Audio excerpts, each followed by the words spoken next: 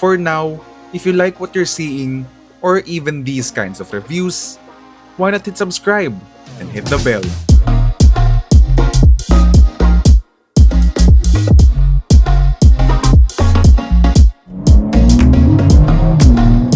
Woohoo! What a car! What a car this thing!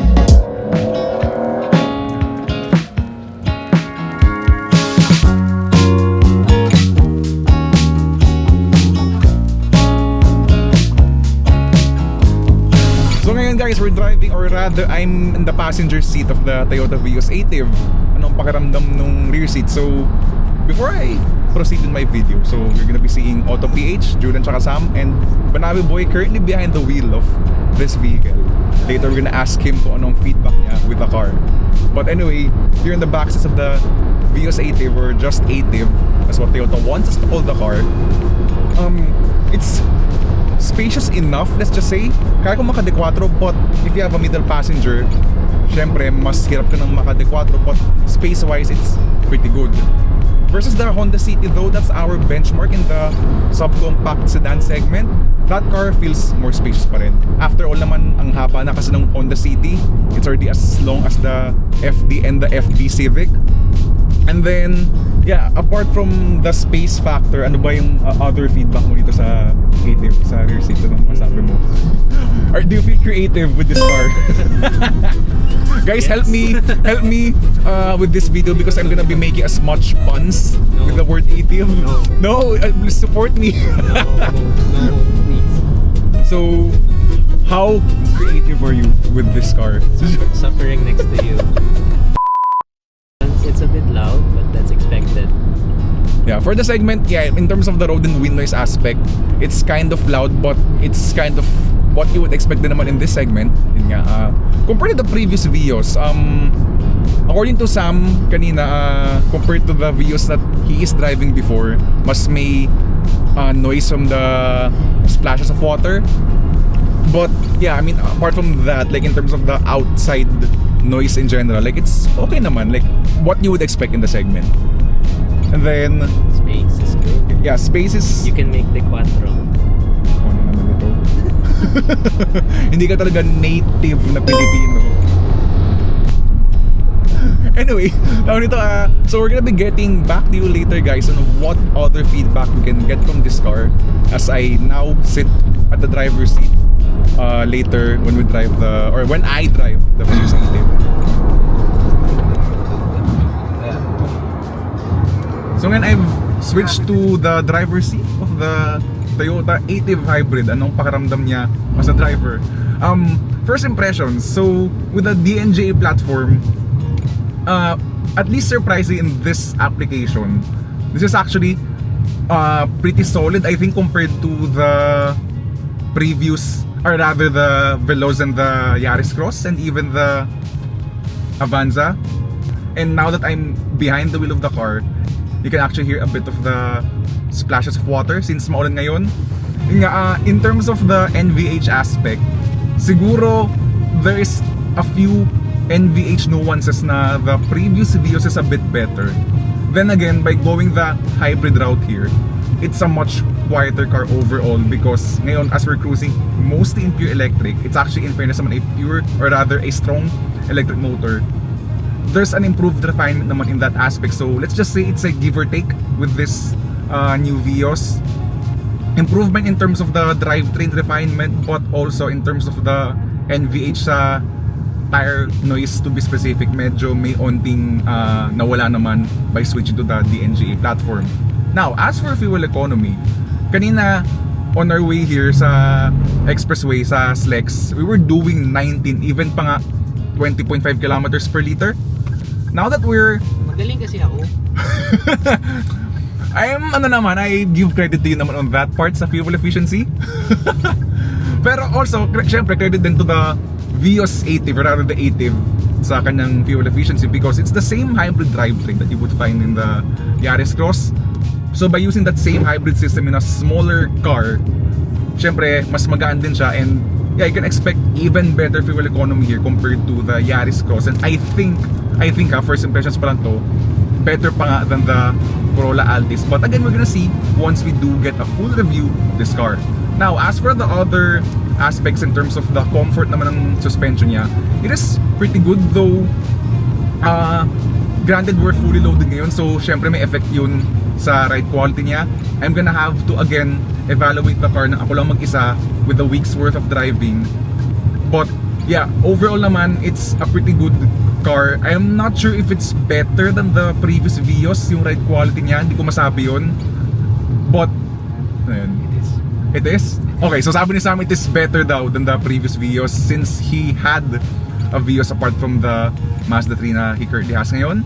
And yeah, we're gonna be coming to a stop here, and yun nga, the engine has turned off. So that's one of the advantages naman of going the hybrid route with this car. Okay, from the passenger seat, the ride of the Ativ is actually a bit more stiff. But then it's a bit more firm, pero mas controlled siya. Kasi the old Vios used to ride on the EFC platform or the entry family car platform. So this one, DNGA na. So, ano yung DNG eh? Daihatsu New Global Architecture. So, now you know, guys. Ano yun? May narinig din ako eh. O nga, may debris. Anyway, tawag dito. So, yeah, yun naman ang upside with this car's suspension tuning.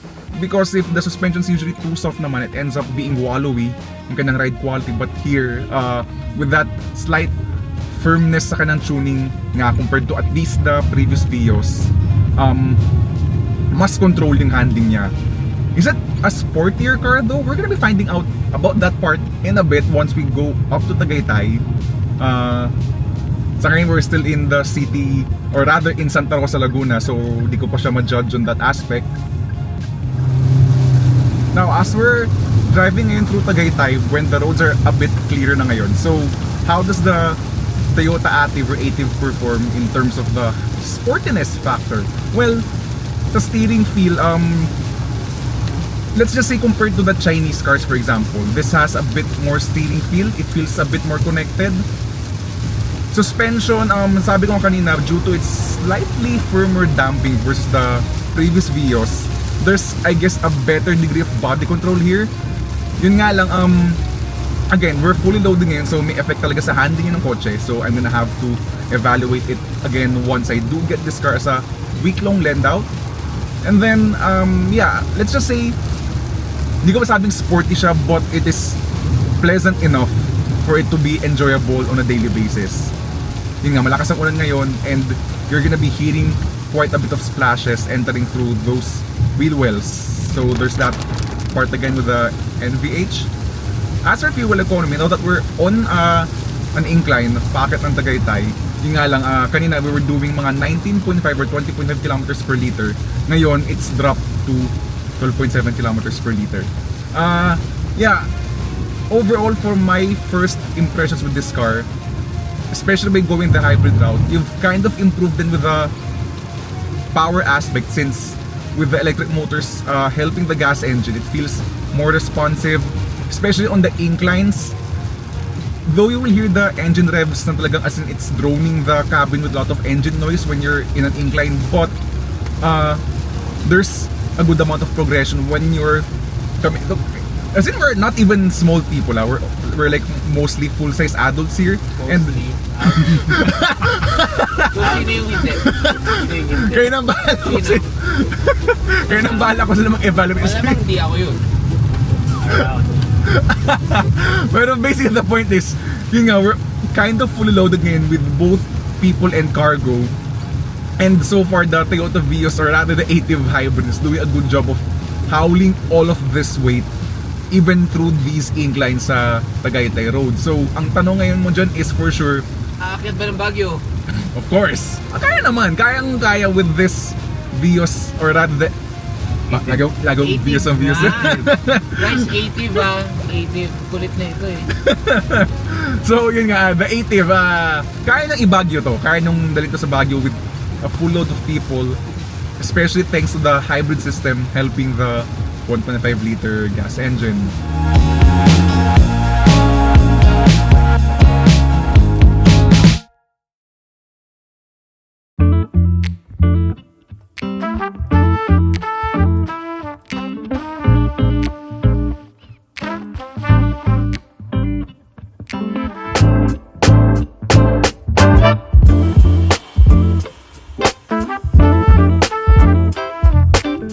now let us talk about the way this car looks inside and out.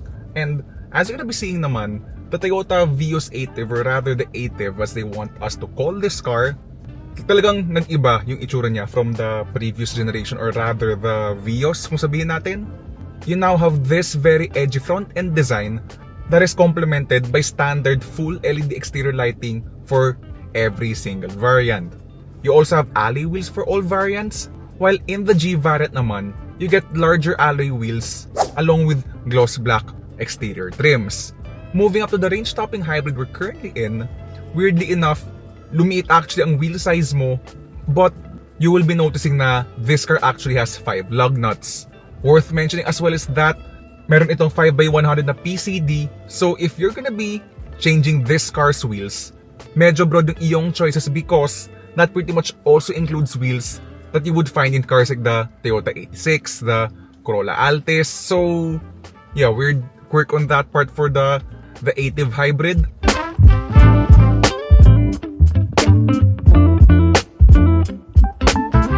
And then as for the interior feel of this car, well, compared to the other DNGA-based Toyotas, yung mga Daihatsu-made na mga Toyota vehicles, this perhaps is one of the nicer implementations of this car's platform, because in the other Toyota vehicles kasi, napakadami ng iyong panel gaps for example, and some of them don't even match the other interior panels. Here in the brand new Ativ, well, medyo ganun pa rin yung case, but somehow mas malinis yung kanyang build quality here, and that is complemented by this leatherette soft touch dashboard, even actually in the base 1.3e. Actually, worth noting is the fact na, at least for me, mas prefer ko pa nga interior ng 1.3e because rather than this all black interior that you're seeing in the hybrid, what you get in the base version is actually a much more warm and more welcoming, at least for my opinion, na dark brown interior color scheme. Though in the G and the E variants, what you get there instead are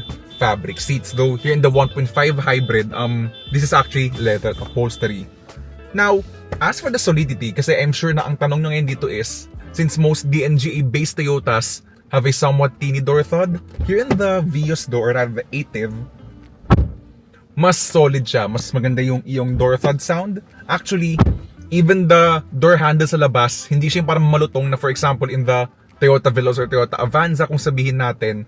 And on a build quality perspective, this I think is the most solid among all of the Daihatsu-based Toyotas.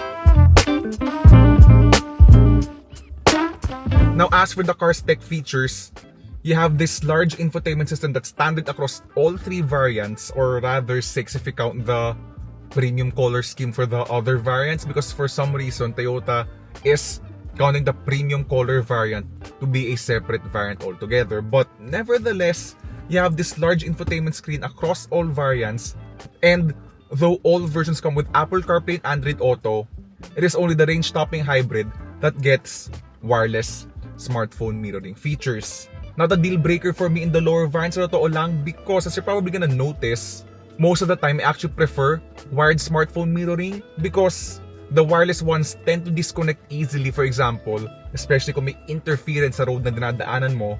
And yeah, there's that part to take note of.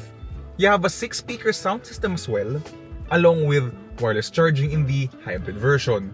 Now, what is also standard across all variants is a digital gauge cluster. So yeah, it adds a sophisticated touch to the Ativ's interior, along with also an electronic parking brake na yun nga once again adds a sophisticated touch to the car's interior. Other cons nga lang for me in this interior, alam niyo naman na I have a love-hate relationship with gloss black plastics, and I am so sorry, that still pretty much applies here in the Toyota Ativ. Though to be fair, unlike in the gloss black stuff ng mga other brands, hindi siya madaling gumasgas and seems to be much more durable, and with this interesting diamond pattern, it does look a bit nicer as well. Now as for the other stuff worth talking about here, yun nga, as you've seen naman kanina, the rear seat space is pretty good. Not the best, but pretty good pa rin nonetheless, because for example, the Honda City is a much bigger car compared to this. Not to mention lalo the BYD Seal 5 DMI, which is in a higher size class altogether, despite being similarly priced with the Ativ hybrid. And then finally, as for safety features, it is only the G and the hybrid versions that get a 360-degree camera system, while only here in the range-topping hybrid version is where Toyota Safety Sense comes as standard. So, as usual naman with Toyota Safety Sense, you get full speed adaptive cruise control, lane departure warning, lane keeping assist, along with blind spot warning and rear cross traffic alert.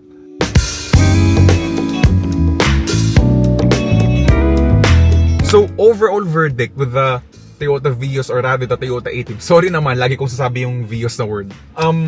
Yeah, I kind of appreciate Toyota's initiative. Yeah, I'm so sorry, I really can't help myself. But Toyota's so far being cooperative, I am really appreciative.